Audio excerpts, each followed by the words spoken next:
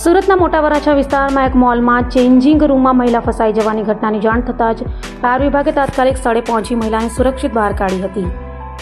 સુરતના મોટા વરાછા વિસ્તારમાં આવેલ એક મોલમાં કપડાં ચેન્જ કરવા ગયેલી મહિલા અચાનક ચેન્જિંગ રૂમમાં ફસાઈ ગઈ હતી. દરવાજો લોક થઈ જતાં મહિલા બહાર નીકળી શકી નહોતી, જેના કારણે ગભરાટનો માહોલ સર્જાયો હતો.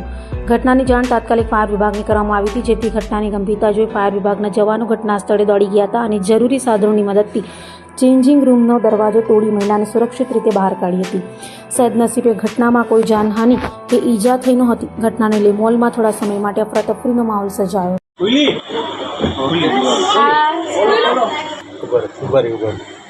અને ઘડીક શ્વાસ લઈ બંધ ન કરી દો બેન, તમે આ બસ રેવા દો.